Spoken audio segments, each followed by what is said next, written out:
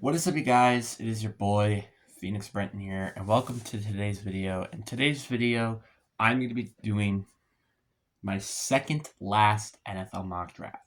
Now, I will say this, I do apologize that this video did not come out on Friday. This video was supposed to come out then, but I actually just forgot, and there was a lot of things that happened the week beforehand, which I kind of want to make a video about it, honestly, and also last week, or, well, this week when I'm recording this, but last week when you guys see it, so that's fun.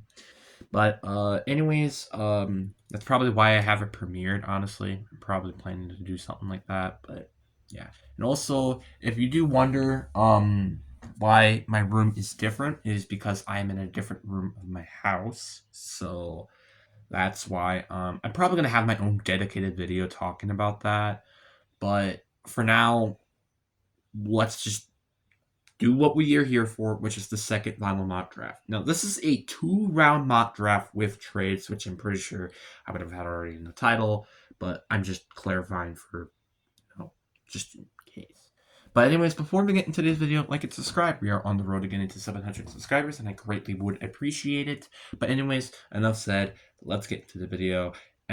And I will mention, and obviously this is obvious because it's a 2-round mock draft, there will be more trades in this mock draft than in the previous one. And I think that's even including the first round. But starting off with the first overall pick, I mean, I don't really have to say much with this pick, and I won't probably say much with a ton of these picks just because, again, I've kind of explained them a lot. The first overall pick, I have Fernando Mendoza. It makes sense, even with the signing of Kirk Cousins, which I don't remember talking about that, really. But anyway, number 2, it's Arvell Reese. Again, I'm just kind of speeding through these picks because it's like I've already used these picks multiple times. The third overall pick, we have Francis Mainoa, tackle from Miami. Again, it's very understandable, and it doesn't make a lot of. I don't have to really explain much. And it's not too long now that we have our first NFL trade. I know this is a little bit weird, but I threw it out there anyway. And the Cowboys will be getting the number 4th overall pick. So here's the trade details. The Titans, they get the 12th pick, the 20th pick, the 152nd pick, and the 180th pick. While the Cowboys, they get the 4th overall pick and the 35th overall pick. With this, the Dallas Cowboys select David Bailey out of Texas Tech. I think this is a very understandable trade for Dallas. That is a team that is probably considering to go all in this year. And again, I feel like if their defense was literally better, they would have probably made it to the playoffs last year. I'm not kidding. If their defense was just not horrible. So I think the biggest thing here is to trust their defense, which they did a decent job with that already with signing Jalen Thompson and trading Sean Gary. Now it's adding more pieces to the puzzle. Then with the 5th overall pick, the New York Giants go and select Sonny Styles out of Ohio State.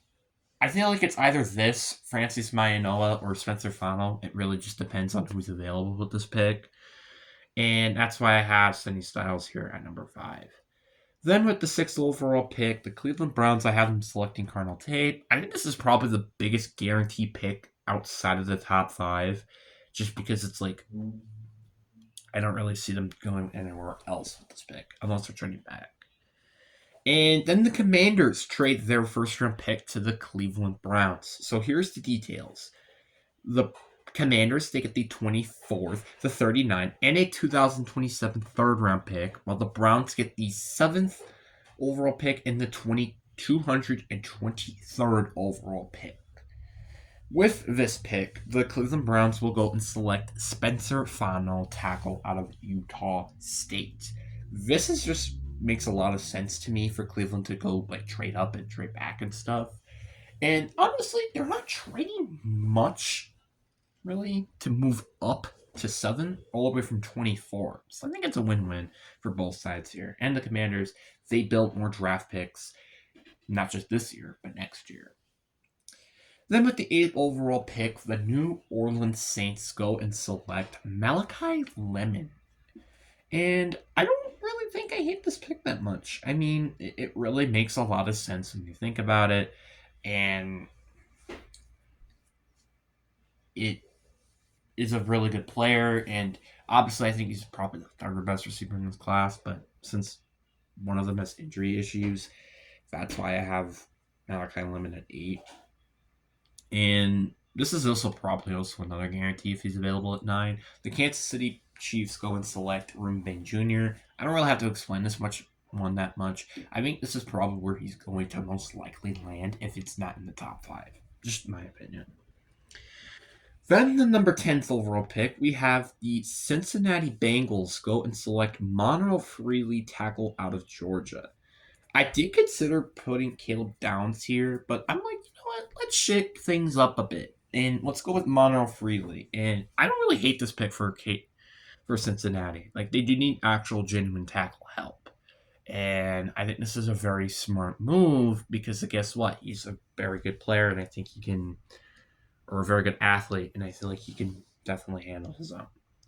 The Miami Dolphins do not go with wide receiver with this pick, and they actually go and select Caleb Downs. I mean, you kind of can see why it's hard for me to not have them not go with wide receiver. I mean, Caleb Downs is arguably a top 5 talent, and it's because of his position he will most likely fall outside of the top 5, and potentially, like in this mock draft, the top 10. Then with the 12th overall pick, the Tennessee Titans from the Dallas Cowboys select Jeremiah Love. So not only that they trade back 8 spots and they got 2 first-round picks and a couple of day 3 picks from that trade, but they also get arguably a player they probably could have taken at 4. Like that's a win-win for them. Like it's insane. And I don't hate this pick at all, too. Like, I mean, yeah, I don't think running back is necessarily the biggest need, but like, how is he available at 12? I could not pass this opportunity up for the Tennessee Titans. Then the 13th overall pick, I have the Los Angeles Rams taking Jordan Tyson out of Arizona State. This would be a crime to humanity if this ends up happening, which could absolutely happen, because they would have Devontae Adams, Puka Nacua, and Jordan Tyson if they're all fully healthy and not being idiots. That's actually insane. Then we have the Ravens making a trade down here to the Washington Commanders, where the Ravens, they go and get the 24, 71, 147, 209, and a 2027 sixth round pick, while the Commanders, they get the 14th and 154 overall picks. With that, the Washington Commanders go take Mansour Delane. You kind of can see why I had to make this trade. He should not be available at pick 14 of the draft. He straight up shouldn't. That's why I had him here. And now we get a little bit of a break in terms of trading for a little bit here. We have the 15th overall pick, where the Tampa Bay Buccaneers go and select Kedrick Falk out of Auburn. And I kind of like went and looked at their depth chart with this pick, because at first I thought of Jerron McCoy, who wouldn't be taken later after this. And then I was like, do they really need corner? You know, because it's like they have Benjamin Morrison, Jacob Parrish, who is a very solid nickel, and then have Isaiah McKilla. So I felt, you know what? Let's just go with an edge rusher, which can also help technically their secondary, and Kedrick Falk, who's probably arguably the best pass rusher in this draft, or the best edge in this class. That isn't including Ruben Bain, Arbel Reese, if you can consider him an edge, and David Bailey. Then with the 16th overall pick, I have the New York Jets from Indianapolis Colts taking Gerard McCoy. This is a very understandable pick, in my opinion, because, well, they need corner. I mean, let's be honest here. I obviously like the Noshawn Wright, but you can never have too many corners in the NFL, and I also think this is just a Jets pick. Personally, I don't know how I feel about Gerard McCoy just because he did not play during 2025, but I would not be surprised if the Jets do take him, and potentially him being a bust. I would not be surprised. But that's just me. The 17th overall pick, I have the Detroit Lions go with Caleb Lumu, another tackle out of Utah State. And I think this is actually really funny, and I just wanted to point this out. I had him 41 in my previous round 2 mock draft, and now he's at 17 in this draft. That's such a huge jump. It's insane. Anyway, I do think Caleb Lumu is a very safe tackle, which I think is what the Lions really should go with here. Obviously, I don't hate the idea of him going Proctor, which they do eventually take later, but I do think this is just the most reasonable pick for them here. Then with the 18th overall pick, I have the Minnesota Vikings selecting Caden McDonald, interior defensive lineman out of Ohio State. I think this makes a lot of sense here. I mean, taking one of the interior defensive linemen, which is what the Packers need, and a Bears need as well, and just also juicing up that interior, which lost Jonathan Allen and Javon Hargrave. So I think it's a very reasonable pick here. 19th with Carolina. This is arguably another guarantee if he's available with this pick. I have Kenyon Sadiq. Kenyon Sadiq is going to arguably be a first-round pick easily. I'd be surprised if he even falls out of the top 20. And part of the reason is because of Carolina. Carolina is a perfect spot for him because, one, they need more receiving help, and two, they don't have a good tight end. So I feel like this is just the most reasonable pick for the Carolina Panthers if he's available. Then the number 20th overall pick, which is the Tennessee Titans, which was formerly the Green Bay Packers pick and then the Dallas Cowboys pick, we have T.J. Parker, edge out of Clemson. Now, obviously, I understand they could have gone with someone, for example, David Bailey with their pick, but I don't feel like they're going to really complain getting Jeremiah Love and T.J. Parker for the 4th overall pick. I don't think they're going to really blame themselves too harshly with that. Then with the 21st overall pick, the Pittsburgh Steelers went and got Alfawa Awewu, and guard out of Penn State. I have them going with this pick so many times because, again, one, I don't see this team getting Ty Simpson. I just don't see it. And two, they're not drafting a receiver in round 1. At least I don't think they will. But we've seen that happen before. A team that normally doesn't draft a receiver in round 1, go take a receiver in round 1. Talking about you, Green Bay. But this team is, I just feel like a team that's just, it's so hard for me to genuinely think they're not going with interior offensive line. And that's where this pick really comes in. 22 here, I have the Denver Broncos, the LA Chargers, getting Blake Miller out of Clemson. Now, obviously, I understand this guy is more of a tackle, but he could still be moved to guard, which I think is probably where he's going to play in the NFL for the Chargers, because they already have 2 good tackles. And maybe, like, for example, if one of them gets injured, he could also rotate to tackle. So I think this is a very, very smart pick for LA. And plus, I think Blake Miller is just an overall, like, pretty good tackle to some extent. He's very solid, so I just feel like it makes sense.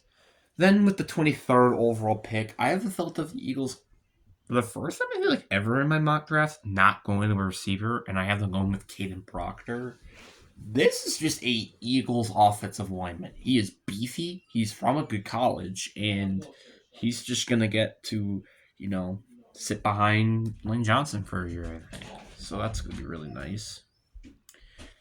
Then with the 24th pick, which was from Jacksonville, then Cleveland, and Commanders, then the Ravens. I know that's insane how many teams have pulled this pick. But the Ravens finally end this curse, and they select Amon Cooper Jr., wide receiver out of Indiana. Part of me did think maybe offensive tackle here, but I feel like they do need some receiving help, and with also potential of Rashawn Bateman getting traded, I just think this makes way too much sense for them. So give me Amon Cooper Jr. Then the 25th overall pick, I had the Chicago Bears going with Akeem Mesidor, edge out of Miami.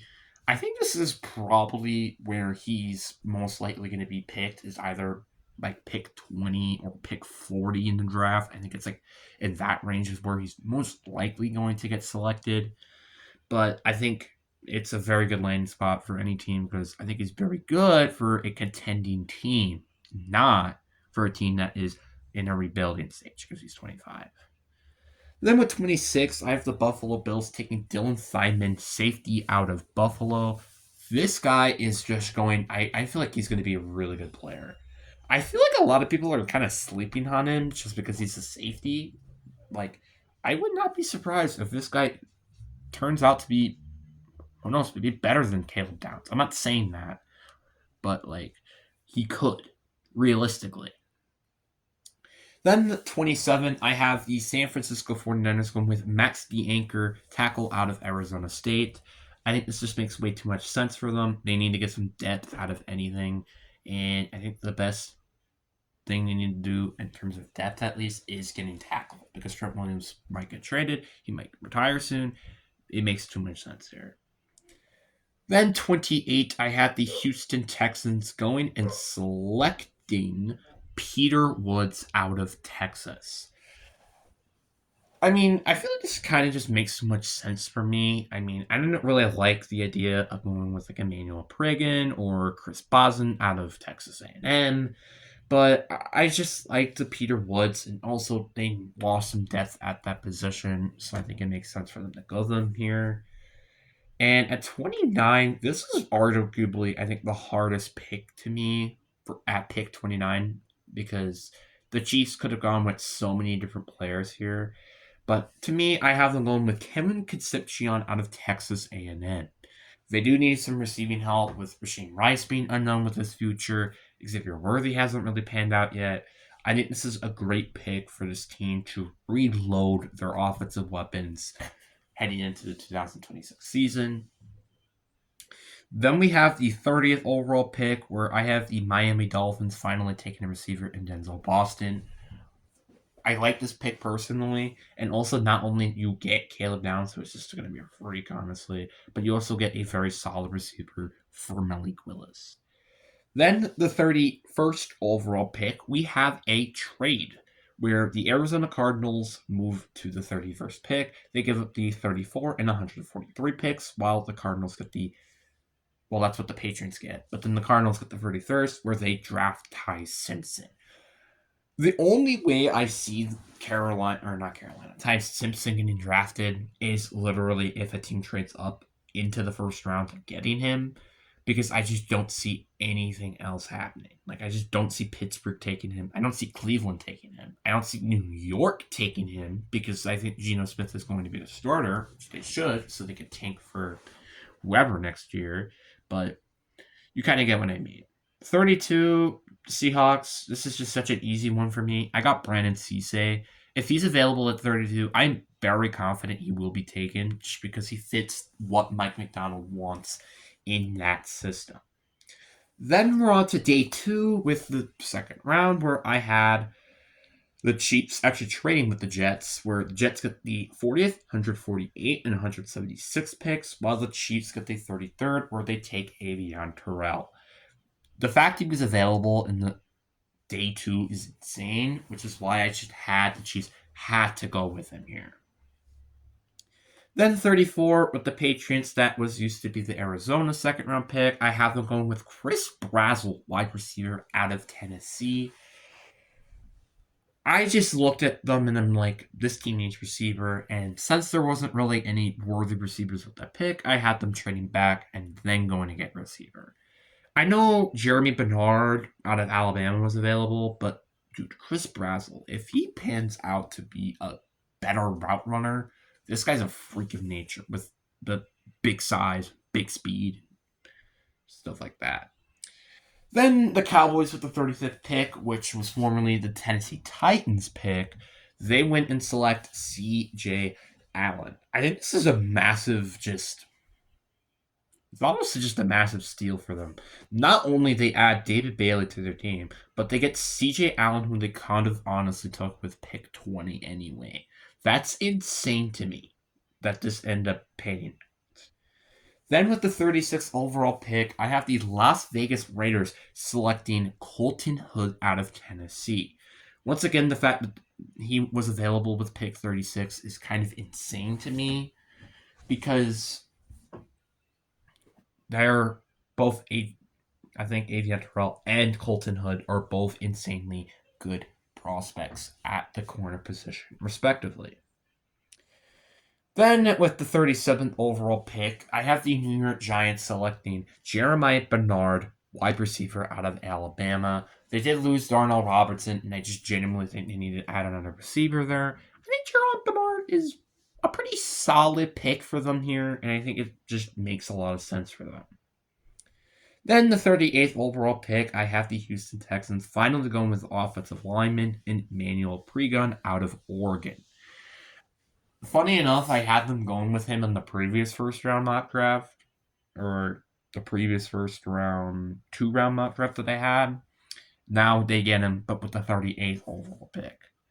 Then with the 39th overall pick, I once again, in another 2-round mock draft, have the Browns taking Cassius Howell out of Texas A&M. One of the things that I'm so frustrated is that this team cannot get another edge rusher to complement Myles Garrett.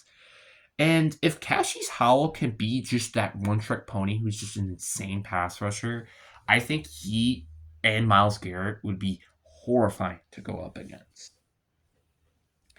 Then with the Jets, which this pick used to go to the Kansas City Chiefs, the New York Jets go and select Manuel McNeil Warren. This is a really good player, in my opinion, who is just, to me, is that bulky safety that I feel like could be like a Cam Chancellor kind of if he plays like it. Then the Bengals here, and I know this is a little bit of a weird pick because there are definitely better corners available. I have the Bengals taking Keontae Scott out of Miami. This team needs a nickel corner. There's no questions about it, but I feel like obviously you could go with Chris Johnson here, who doesn't fall much later after this. But I think Keontae Scott and his physicality is just going to be a really hard pick for Cincinnati to pass up on when they need some of that on that defense. Then the 42nd overall pick, I have the New Orleans Saints taking Malachi Lawrence, edge out of UCF. I know like there's players like Mason Thomas that is available, Zion Young is available, all these like good players just in general are available. But I think Malachi Lawrence is a very sleepy edge rusher. I think he did very well in the combine, and two, I think he's also just a very overall solid player. And I feel like that's kind of what the Saints need. They need kind of like a new Cameron Jordan because he's getting up there in age. I don't even think he's on the team anymore. Actually, I'm not sure. Then with the 43rd overall pick, and this is such a Dolphins pick to me, we have the Dolphins selecting Chris Johnson, and I think this makes so much sense because one, it's what the Packers need, and funny enough, they have a lot of Packers players there, and two, this is also just what they genuinely need as well, is a genuine corner because their roster is horrible at the secondary. So now you have Caleb Downs and Chris Johnson. Pretty horrifying. Then with pick 44, I have the New York Jets once again. I don't remember who this pick was. I think this is the Cowboys pick. I have them going with Chris Bell out of Louisiana. I really think he could genuinely been a first-round pick if it weren't for injury issues. So the fact that they get him at 44 could either be really good for them or really bad for them. There's no in between. Then with 45, I have the Baltimore Ravens going with a little bit of a curveball here. And I have Caleb Banks, interior defensive lineman, out of Florida. Now, I know this is a very interesting pick and like how the heck did he fall this far, but I do think the Ravens genuinely could use some interior defensive line help. And they're going with offense with their previous pick, I think. Was it? Yeah, with Amari Cooper Jr. They get to get someone on defense now in Caleb Banks. Dude, that defensive line is horrifying. A BK, Banks, and Hendrickson? Oh, God. 46, I have the Buccaneers taking Jacob Rodriguez out of Texas Tech. I think I had this pick in the other 2-round mock draft that I had beforehand, and I don't hate this idea. Like the fact they get Jerron McCoy and Jacob Rodriguez, or wait, no, it wasn't that. Kedrick Falk and Jacob Rodriguez is just that is a lot more scarier front seven than what it was previously. 47, I have the Indianapolis Colts going with Chase Bosnick, interior offensive lineman out of Texas A&M. They could have gone with Jennings Dunker here once again, as I did, I think, in the previous one. But I don't feel like they need necessarily that. I feel like Chase Bosnick is what this team definitely can use. Then with the 48th overall pick, I have the Atlanta Falcons going with Christian Miller, interior defensive lineman out of Georgia. This team just needs some interior defensive line help. Heck, they could use front seven help in general because, one, we don't know if James Pierce is coming back in the league, and two, I think Zach Harrison was like a third or second round pick. He's not panning out yet. So I think Christian Miller is the perfect pick for this team because they need some defensive help, and I think this is a perfect pick for them. Although they could definitely use receiver because I don't hate their receiving core, but they need WR2 help. Then with the 49th overall pick, I have Kent Aubrey II out of Arizona State going to the Minnesota Vikings.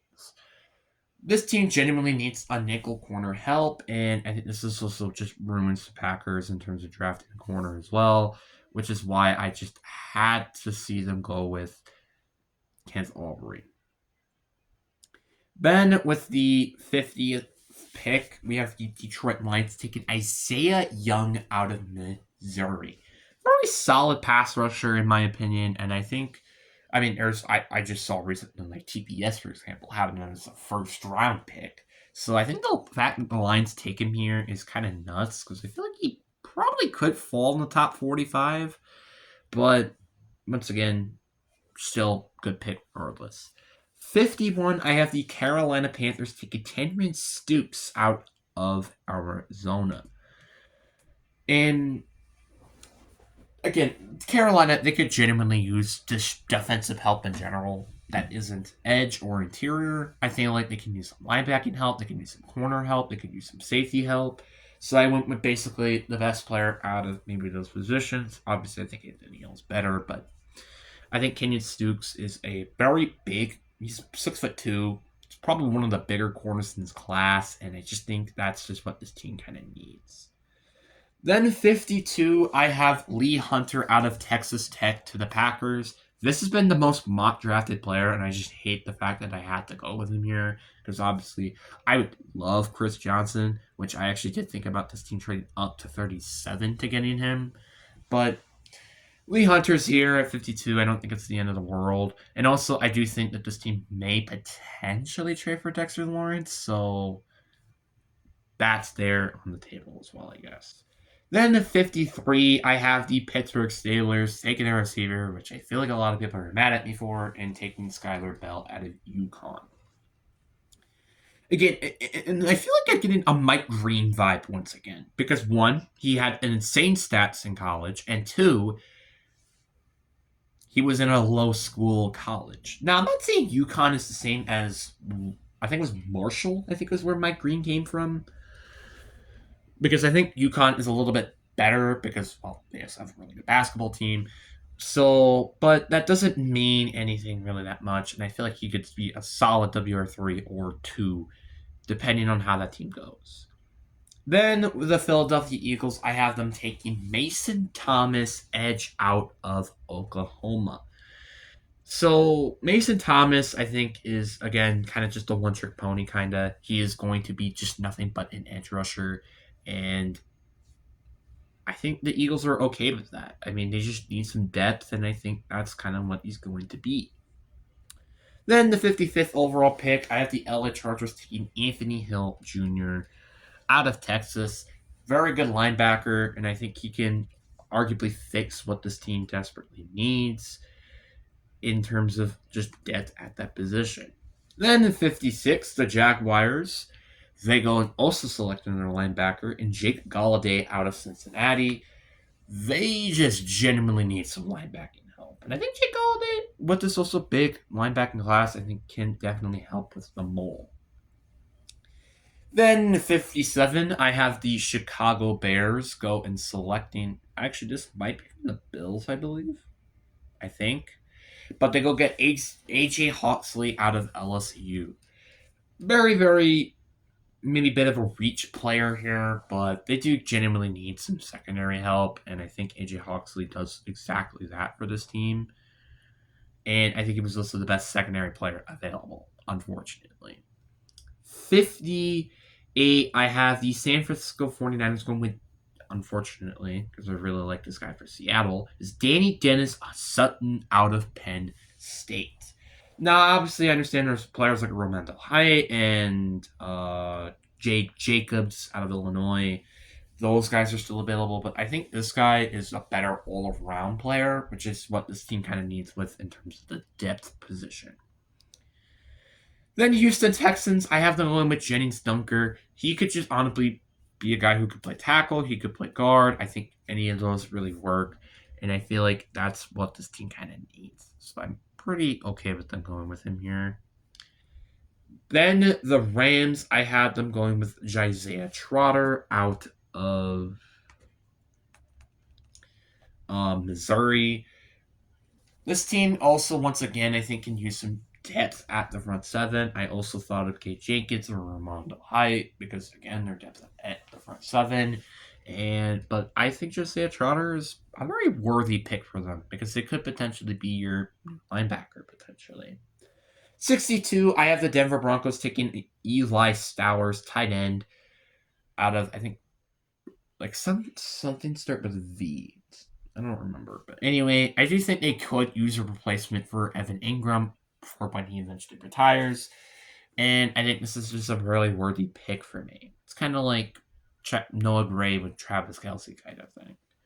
63, I have the New England Patriots taking Gabe Jenkins out of Illinois. They need pass rushing help, and if they learned a thing or two, they need get some pass rushers because they got destroyed in the Super Bowl because of one, they could not generate pass rush, and two, they could not protect Drake May, which I understand they didn't draft. I think sign an offensive lineman instead of Elijah Tucker, but still. Then my final pick, I actually have this pick getting traded. The Minnesota Vikings trade away their 82nd, 163rd, and their 196th overall picks. Will the Minnesota Vikings get the 64th pick to take Jeremiah Price out of Notre Dame?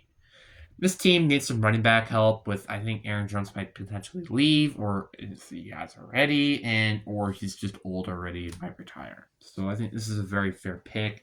May have a very limited size of playing activity, but still an overall very good player. I also forgot with the 60th overall pick, and I'm totally sorry about this, that the Bears went and select Elijah Surratt. They do need some depth at wide receiver, which is fine with that pick there. There's not much to say. He's just a safe player that I think makes sense for them there. And that is it for this mock draft. My voice is tired because I've been talking for constantly 33 minutes, basically. So, anyways, guys, I really do hope you guys enjoyed this video. Peace.